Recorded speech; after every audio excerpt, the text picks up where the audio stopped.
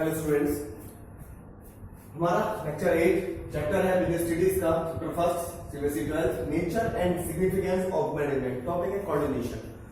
Coordination जो management है उसका एक इंपॉर्टेंट टर्म है और मैनेजमेंट का नहीं है। आप कोई भी वर्क कर रहे हैं, यदि आपके पास रिसोर्सेज हैं, ह्यूमन है, एम्प्लॉइज हैं, तो आपको जो टर्म है कोऑर्डिनेशन, इसका जो यूज है आपको आना चाहिए, आपको मालूम होना चाहिए कि कोऑर्डिनेशन है क्या, मतलब क्यों जरूरी है किसी वर्क के लिए, किसी मैनेजमेंट के लिए। एक ऐसा काम जो आप चाहते हैं कि मेरा जो गोल है वो इजीली क्या हो जाए, अचीव हो जाए, जिसमें आपका टाइम भी कम लगे, कॉस्ट भी क्या हो जाए, मिनिमाइज हो जाए। तो कोऑर्डिनेशन टर्म आपको समझना, आपको जानना, ये बहुत जरूरी हो जाता है मैनेजमेंट के पॉइंट ऑफ व्यू से।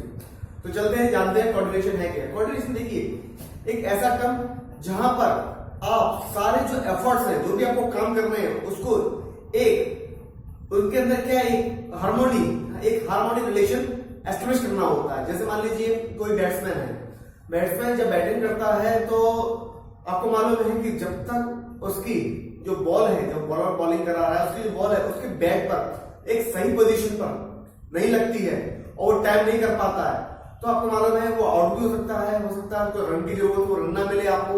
होता क्या है कि जब बैटिंग कर रहा होता है तो टाइमिंग होती है। टाइमिंग मतलब कि बॉल वो बैट उसी समय घुमाए कि बॉल उसके बैट के पास आसपास हो। ऐसा नहीं हो बॉलर ने गेंद फेंकी नहीं है, उसने बैट घुमा दिया, तो क्या होगा, यहाँ पे टाइमिंग नहीं मानी जाएगी। तो कोऑर्डिनेशन क्या है?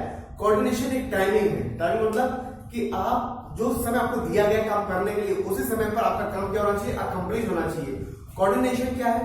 कोऑर्डिनेशन हम कह सकते हैं कि ऐसा एफर्ट है वो तभी किया जाए जब उसकी खास जरूरत हो। जैसे कि मान लीजिए प्रोडक्शन मैनेजर ने कहा कि मैं आपको 1000 यूनिट बनाकर 4 बजे दे दूंगा। ये किससे कहा? सेल्स मैनेजर से। मैं आपको 1000 यूनिट्स बनाकर 4 बजे एग्जैक्ट आपको पकड़ा दूंगा। तो जो सेल्स मैनेजर है उसने अपनी जो प्लानिंग है वो किसके अकॉर्डिंग कर ली? 4 बजे के अकॉर्डिंग कर ली कि 4 बजे मुझे माल मिल जाएगा, उसको मैं मार्केट में जाकर बेच आऊंगा।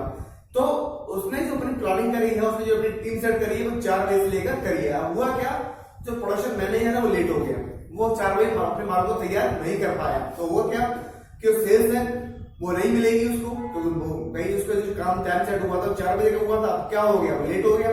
तो यहाँ पर क्या है, इन दोनों के बीच में कोऑर्डिनेशन नहीं बन पाया, क्योंकि जब माल देना था उस समय पर वो माल नहीं दे पाया। इसको एक एग्जाम्पल से और समझते हैं। जैसे मान लीजिए कोई बच्चा है, उसका सुबह 6 बजे उसका एग्जाम होना है। अब हुआ क्या कि उसने क्या किया कि अपने फैमिली के जितने मेंबर्स थे उनसे सबसे कह दिया कि मॉर्निंग में मुझे जगा देना, मेरा एग्जाम है। अब हुआ क्या कि उसने ये बात सबसे कह दी, लेकिन क्या हुआ, उसने टाइम नहीं दिया। टाइम ना देना क्या हो गया, कोऑर्डिनेशन की कमी हो गई। अब क्या होगा कि लोग उसको मतलब उसके फैमिली मेंबर्स उसको जगाने तो आएंगे, लेकिन एग्जैक्ट टाइम क्या होगा, 6 बजे वो उस टाइम पे नहीं जगाएगा। कोई 5 बजे जगा देगा, कोई 6, सवा 6, कोई 6:30, कोई 5:30 हुआ। अब हुआ क्या, जो टाइम दिया गया था उसको 6 बजे का, जिसको जगना था, तो उस टाइम पर वो नहीं जगा, बल्कि उसके आगे पीछे उसका टाइम चलता रहा। तो क्या है, यहाँ पर परफेक्ट कोऑर्डिनेशन नहीं है। कोऑर्डिनेशन क्या होता है, एक बैलेंस है, एक टाइमिंग है, एक इंटीग्रेशन है सारे एफर्ट्स का, जो आप सारे एफर्ट्स एक जगह करते हैं।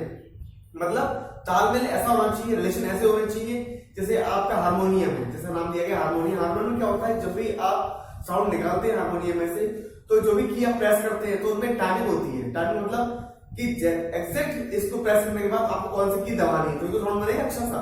तो कोऑर्डिनेशन क्या है, एक टाइमिंग है, एक बैलेंसिंग है, एक इंटीग्रेशन है कि आप की जो काम कर रहे हैं उसके अंदर क्या हो, एक परफेक्ट रिलेशन हो, उसे बोल सकते हैं परफेक्ट रिलेशन।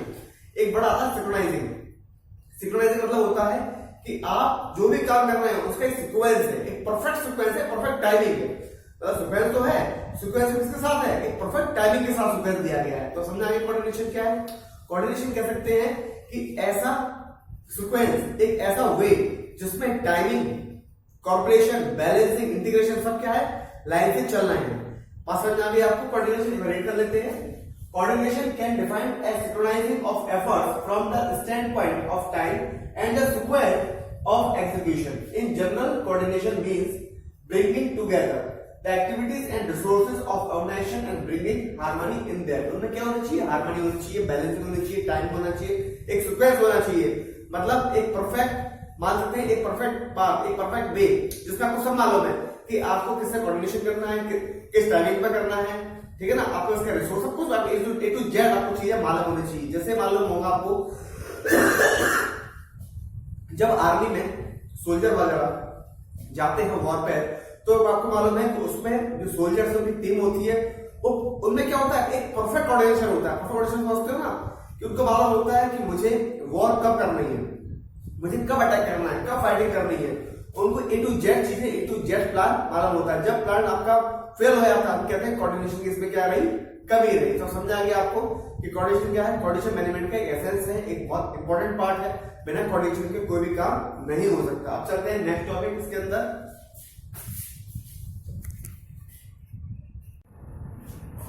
अब चलते हैं नेक्स्ट टॉपिक। हमारा नेक्स्ट टॉपिक है एलिमेंट्स ऑफ कोऑर्डिनेशन। अब देखिए, कोऑर्डिनेशन करने के लिए आपको किन किन टूल्स की नीड होगी, इसको बोलते हैं एलिमेंट्स। पहला चीज देखिए, समझिए मेरी बात को, कि आपको जो जो काम करना है, जो जो रिसोर्स आपके पास है, तो उनको क्या करेंगे, आप इंटीग्रेट करेंगे। आपको मालूम है कि जो मेन सोर्स होता है, लिविंग सोर्स होता है ह्यूमन एम्प्लॉइज। तो क्या होता है कि एम्प्लॉय जब फर्म के अंदर आता है तो उसका अपना अलग इंटरेस्ट होता है, क्योंकि उसे सैलरी चाहिए, उसको बोनस चाहिए, ठीक है ना, उसको ऐसा हेल्थी एनवायरनमेंट चाहिए। तो होता क्या है कि उसका कॉमन जो इंटरेस्ट है, उसका जो इंडिविजुअल इंटरेस्ट है, उसको कॉमन इंटरेस्ट में क्या करते हैं, कन्वर्ट करते हैं। तो क्या कर रहे हैं आप, इंटीग्रेट कर रहे हैं उसको फर्म के अंदर। एक फर्म से क्या कर रहे हैं, जोड़ रहे हैं। भाई मान लीजिए कोई रिसोर्सेज है, रिसोर्सेज तब तक बेकार है जब तक उस पर क्या नहीं हो, ऑप्टिमल उसका यूटिलाइजेशन ना हो, उससे मैक्सिमम आउटपुट नहीं निकले। तो मैक्सिमम आउटपुट निकालने के लिए जो काम करता है मेनली सोर्स होती है आपकी एम्प्लॉय। तो एम्प्लॉय को सबसे पहले किससे जोड़ेंगे आप, फर्म से। फर्म से जोड़ने का मतलब ये नहीं है कि आपने उसे अपॉइंट कर लिया, उसको काम बता दिए, काम करना है। उसको क्या करना है, आपको बिल्कुल लिंक्ड करना है कि उसका जब भी वो काम करे, उसका मन में ऐसी मतलब फीलिंग्स हो कि मैं अपने लिए काम कर रहा हूँ। मतलब उसे लगे काम तो फर्म के लिए कर रहा है, लेकिन उसे लगे कि मैं फर्म के लिए जितना ज्यादा काम करूंगा उतना ज्यादा मेरी सैलरी बोनस मेरा क्या होगा, इंक्रीज होगा, क्योंकि फर्म का क्या होगा, प्रॉफिट बढ़ेगा। जब फर्म का प्रॉफिट बढ़ेगा तो मेरी सैलरी भी अपने आप आपको होगी। मतलब उसका जो इंडिविजुअल इंटरेस्ट है उसको किसमें कन्वर्ट कर देना, उसको कन्वर्ट कर देना किसमें, कॉमन गोल्स में, मतलब फर्म के गोल में उसको कन्वर्ट कर देना। उसको बोलते हैं, पहला जो एलिमेंट है कोऑर्डिनेशन का, उसको बोलते हैं इंटीग्रेशन। क्या कर रहे हैं आप, इंटीग्रेट कर रहे हैं, ठीक है। It refers to unification of all the unrelated interest. Unrelated interest, तो भाई इंडिविजुअल इंटरेस्ट उसका अपना पर्सनल इंटरेस्ट है, उसको किससे जोड़ रहे हैं, फर्म के इंटरेस्ट से। Unrelated interest or activities bringing together the efforts and directing them to a common direction. Common direction हो गया, क्योंकि सबको आपको ये बात बोलनी है कि आप जब अच्छी तरह काम करेंगे तो फर्म का प्रॉफिट बढ़ेगा, और फर्म का प्रॉफिट बढ़ेगा तो आपकी सैलरी अपने आप ही क्या होगी, इंक्रीज होगी, ठीक है। उसके बाद एक होता है बैलेंस। बैलेंस में क्या होता है कि इसके अंदर क्या करते हैं कि अब जो भी वर्क फर्म के अंदर होने उसको इक्वली डिफरेंट डिपार्टमेंट्स में डिस्ट्रीब्यूट कर देते हैं, और जो डिपार्टमेंट है उससे कह रहे हैं उसमें क्या कर देते हैं कि आपको ये काम करना है, पार्टिकुलर काम आपको क्या करना है, अकम्प्लिश करना है, और आपको जो रिपोर्ट करना है इस डिपार्टमेंट से क्या करना है, रिपोर्ट करना है। मतलब इस डिपार्टमेंट के साथ क्या बनाना है, आपको हार्मनी बना के चलनी है इस डिपार्टमेंट। जैसे मान लीजिए परचेज डिपार्टमेंट है, परचेज डिपार्टमेंट को मोस्टली जो नीड होती है, दो चीज नीड होती है, एक फाइनेंस की, इंफॉर्मेशन की। अब फाइनेंस इंफॉर्मेशन क्या, कि परचेज डिपार्टमेंट तभी परचेज कर पाएगा जब उसके पास रिपोर्ट होगी कि हमें इतनी यूनिट बना के तैयार करनी है। तो जब इतनी यूनिट बना के तैयार करनी है तो उसके अकॉर्डिंग क्या करेगा, वो गुड्स को परचेज करेगा। तो उसको परचेज करेगा तो उसको जरूरत किसकी पड़ेगी, फाइनेंस की। तो उसे दो डिपार्टमेंट के साथ क्या बनाना है, कोऑर्डिनेशन। एक तो फाइनेंस डिपार्टमेंट और एक कौन सा, दूसरा आपका हो गया ये सेल्स डिपार्टमेंट या परचेज प्रोडक्शन डिपार्टमेंट। तो दो डिपार्टमेंट क्या बनाना पड़ेगा, उसको तालमेल बनाना पड़ेगा। जैसे फर्म का डिपो है, स्ट्रक्चर है। तो बात समझ आ गई आपको कि बैलेंसिंग क्या है, कि आपको जो एक्टिविटी परफॉर्म कर रही है डिपार्टमेंट के अंदर उनके साथ क्या बनाना, आपको कोऑर्डिनेशन बनाना पड़ेगा। दूसरा एलिमेंट हो गया balancing. Efforts, jobs and activities of all department must be balanced. In other words the entire work must be divided and assigned to each department equally. Clear, सबको मालूम होना चाहिए कि मुझे क्या टास्क परफॉर्म करना है। जैसे मान लीजिए एग्जांपल लेते हैं, वो बेस्ट एग्जांपल है कि सोल्जर जब जाते हैं वॉर पे, तो आपको मालूम होगा, मतलब सुना होगा आपने या देखा होगा कभी कुछ भी, जैसे यूट्यूब वगैरह पे आपने कभी कोई स्ट्राइक वगैरह देखी हो, उसको बनाते हैं रिव्यू वगैरह। तो उसमें क्या होता है कि आपने पता होगा कि जो भी सोल्जर्स होते हैं वो क्या अपने टारगेट डिसाइड कर लेते हैं कि अब इस टारगेट पे करना, वॉर करना है। तो क्या होता है, बता देते हैं कि सोल्जर ए इसको टारगेट करेगा, सोल्जर बी इसको टारगेट करेगा, सोल्जर सी इसको टारगेट करेगा। तो यहाँ पे क्या चल रही है, बैलेंसिंग चल रही है, ठीक है। बात समझ आ गई आपको। अगला एलिमेंट होता है टाइमिंग। टाइमिंग का सिंपल है, इसमें हम करते हैं शेड्यूलिंग। एक टाइम फिक्स कर देते हैं, इस टाइम पर आपको ये काम करना है। सिंपल है, कुछ करना ही नहीं। टाइमिंग में क्या है, इस टाइम पर आपको ये काम करना है, या फिर शेड्यूलिंग मान लीजिए, प्रोग्राम सेट कर लीजिए, कुछ भी मान लीजिए, ये एक टाइम फिक्स टाइमिंग के अंदर सारा काम अकम्प्लिश होगा। It means scheduling the operation in a suitable order so that there is no interruption in the operation process due to delay in one activity integrated। होता क्या है, जैसे मान लीजिए कि सेल्स डिपार्टमेंट ने कहा कि कोई 4 बजे तक पूरा माल बनकर तैयार चाहिए। अब हुआ क्या, प्रोडक्शन डिपार्टमेंट ने उसने दिया 5 बजे, तो क्या सेल लेट हो गई।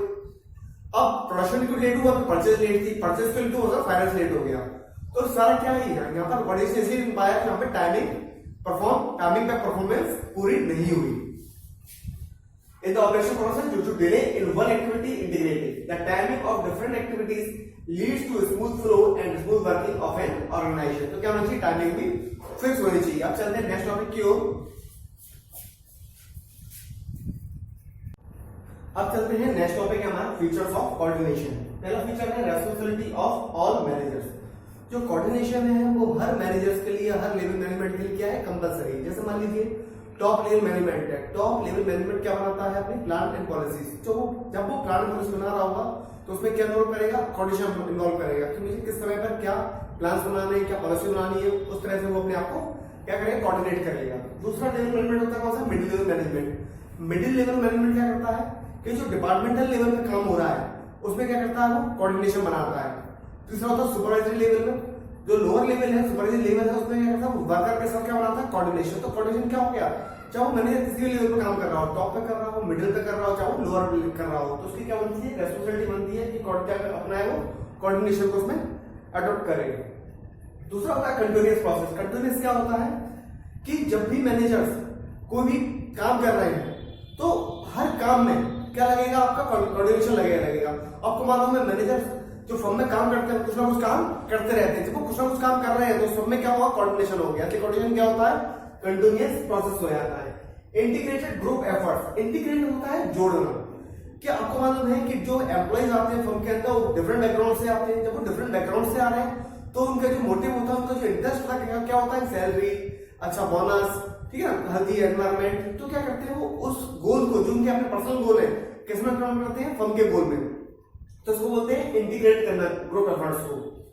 दूसरा होता है enabling unity of efforts. Unity of efforts क्या होता है कि एक डायरेक्शन में, मतलब एक ही डायरेक्शन में काम करवाना। होता क्या है कि मान लीजिए कि एम्प्लॉई है, फर्म में काम कर रहे हैं, तो क्या करेंगे, डिफरेंट अपने स्किल्स पे काम करेंगे। मुझे उससे लगता है कि मैं ये काम कर लूँ ये अच्छा तरह से हो जाएगा, कोई दूसरा एम्प्लॉय कहेगा मैं ये काम कर लूँ तो इसी तरह से हो जाएगा। लेकिन जो मैनेजर होते हैं उन्हें क्या दे, यूनिटी ऑफ डायरेक्शन दे, मतलब एक ही डायरेक्शन में क्या करवाए, काम करवाए। तो क्या कोऑर्डिनेशन आ गया कि सबके जो अलग अलग एफर्ट्स थे एक सिंगल एफर्ट्स में वो काम करवा रहा है, इसे बोलते हैं यूनिटी ऑफ एफर्ट्स।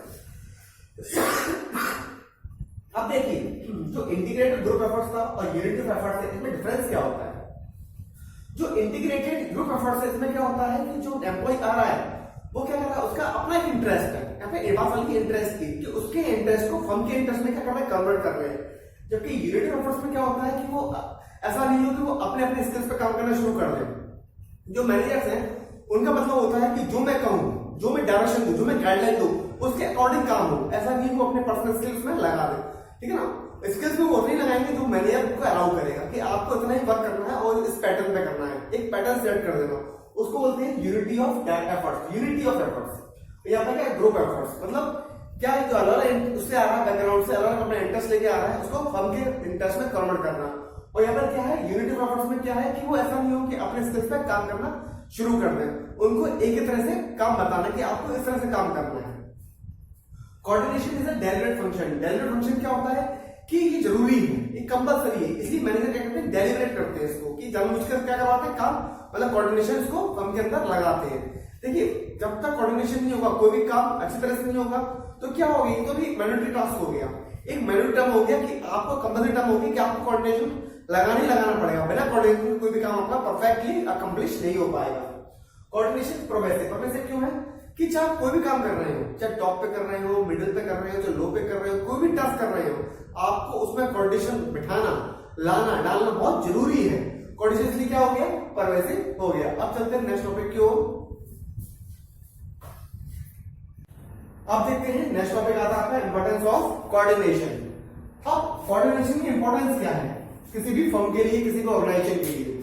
देखिए कोऑर्डिनेशन बनने से कि आपकी जो फर्म है, एक तो फर्म के अंदर जो भी काम हो रहा है वो परफेक्टली हो रहा है, मतलब सही टाइमिंग पे हो रहा है, और जो डिपार्टमेंट से डिफरेंट डिपार्टमेंट से उसके अंदर भी जो कोऑर्डिनेशन आपस में वो भी अच्छा है, फर्म के जो एम्प्लॉइज है उनमें भी कोऑर्डिनेशन वो भी अच्छा है।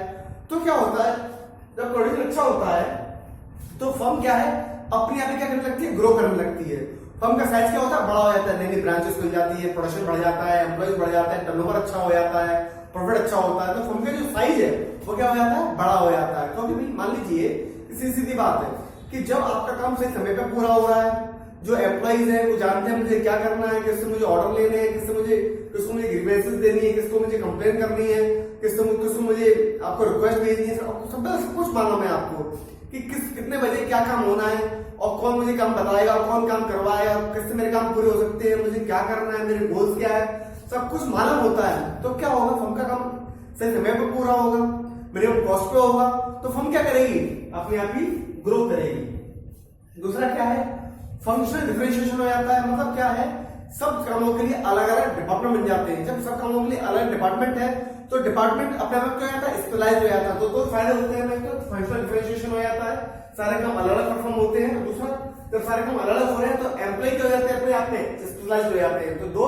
ये क्या हो गए, दो इंपॉर्टेंट हमें, मतलब दो इंपॉर्टेंट हमें और मिलती है। तो growth and size, functional differentiation और स्पेशलाइजेशन। अब चलते हैं नेक्स्ट टॉपिक हमारा, coordination the essence of management.